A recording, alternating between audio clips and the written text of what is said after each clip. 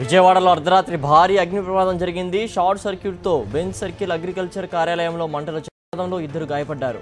గాయపడ్డ వారిని ఆసుపత్రికి తరలించారు. విషయం తెలిసిన వెంటనే ఫైర్ సిబ్బంది స్పాట్కు చేరుకొని మంటలు అదుపులోకి తెచ్చారు. బాంబు పేలినట్లు భారీ శబ్దం రావడంతో స్థానికులు భయాందోళనకు గురయ్యారు.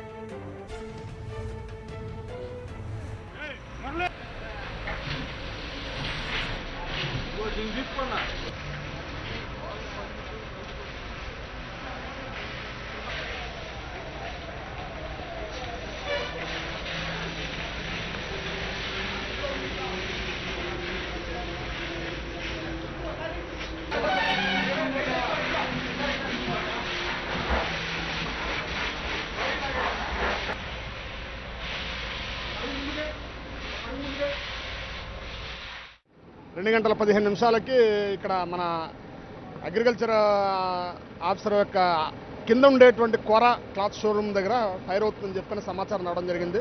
ఇమ్మీడియట్గా విజయవాడ వాహనం టర్న్అవుట్ అయింది. తర్వాత ప్రమాదం యొక్క తీవ్రత ఎక్కువ ఉండడంతో రెండో వెహికల్ ఆటోనగర్ నుంచి కూడా పిలిపించి ఈ ప్రమాదాన్ని నివారించడం జరిగింది. ప్రాథమికంగా వచ్చిన అంచనా ప్రకారం షార్ట్ సర్క్యూట్ వల్ల ప్రమాదం జరిగిందని చెప్పని అనుకుంటున్నాము. పైగా ఇది బాగా పాత భవంతి అవడంతో బాగా పూర్తిగా పెచ్చులు ఊడిపోయి కింద పడిపోయి ప్రమాదం యొక్క తీవ్రతను ఎక్కువ మేము లోపలికి వెళ్ళి ఫైర్ ఫైటింగ్ చేయడానికి కావాల్సినటువంటి అనుకూలత అనేటువంటిది లేకుండా మొత్తం పెచ్చులవడంతో లోపలికి వెళ్ళి ప్రమాదం నివారించడానికి కొంత సమయం ఎక్కువ పట్టడం జరిగింది. ఆ బ్లాస్ట్ జరిగింది. మేము పక్కనే టైర్ల కొట్లో కూర్చొని ఉన్నాము. ఒకేసారి బ్లాస్ట్ అయితే బయటకు వచ్చాము. రాగానే ఇందులో ఒక ఇద్దరు చిన్న చిన్న మంటలుగా అంటుకుని పరిగెత్తుకుంటూ బయటకు వచ్చారు. వచ్చి మేము బకెట్ నీళ్ళతో తీసుకొచ్చేటప్పుడే వాళ్ళే ఇసుకలో దొల్లేసి వద్దు వాటర్ పోయొద్దు అన్నారు. ఒక అతనికి అయితే బట్టలన్నీ కాలిపోయి ఒక డ్రైవర్తోనే ఉన్నాడు. ఒక అతను మాత్రం సగం చొక్కా అంతా కాలిపోయింది. వాళ్ళే ఇసుకలో దొల్లారు. వాటర్ పోస్తుంటే అయ్యొద్దు పోయొద్దు అన్నారు. ఒక అతను మాత్రం బట్టలు మొత్తం కాలిపోయిన అతను కాసేపు ఇటు ఇటు తిరిగి తర్వాత వెళ్ళిపోయాడు. ఒక అతను మాత్రం అంబులెన్స్ ఎక్కెళ్ళాడు. ఈ ఘటనకు సంబంధించి మరిన్ని వివరాలు మా కరెస్పాండెంట్ రాజరమేష్ అందిస్తారు. రాజరమేష్, చెప్పండి, ప్రమాదానికి గల కారణాలు ఏంటి? విజయవాడలోని బెంజ్ సర్కిల్ సమీపంలో ఉన్న అగ్రికల్చర్ కార్యాలయం అలాగే దాని కింద ఉన్న ఒక కమర్షియల్ దుకాణం కూడా రెండు కూడా రాత్రి మంటలతోటి ఒక్కసారిగా దగ్ధమయ్యాయి. దీంతో ఈ ప్రాంతంలో ఒక రకమైన భయభ్రాంతులకు గురైన పరిస్థితి కనిపిస్తోంది.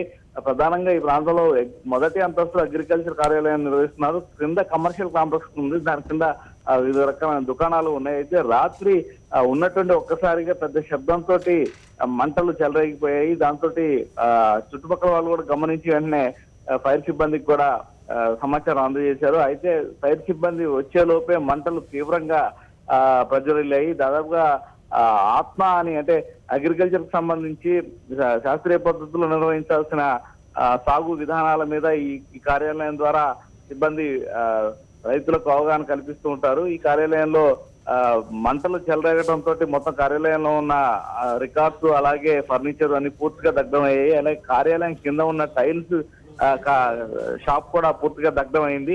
అయితే మంటలు చెలరేగిన కొద్దిసేపటికి ఇద్దరు వ్యక్తులు మంటల బారిన పడి హఠాత్తుగా బయటికి రావడంతో చుట్టుపక్కల వాళ్ళు గమనించి వారిద్దరిని కూడా అన్ని మంటలు ఆర్పి వైద్యశాలకు తరలించడం జరిగింది. ఫైర్ సిబ్బంది కూడా సకాలంలో చేరుకుని మంటల్ని అదుపు చేశారు. అయితే అప్పటికే పూర్తిగా మంటలు ఒక పెద్ద ఎత్తున చెలరేగడంతో మొత్తం రెండు అటు అగ్రికల్చర్ కార్యాలయం అలాగే దాని కింద ఉన్న టైల్స్ అది కూడా పూర్తిగా దగ్ధం అయ్యాయి. ఓకే రాజరమేష్.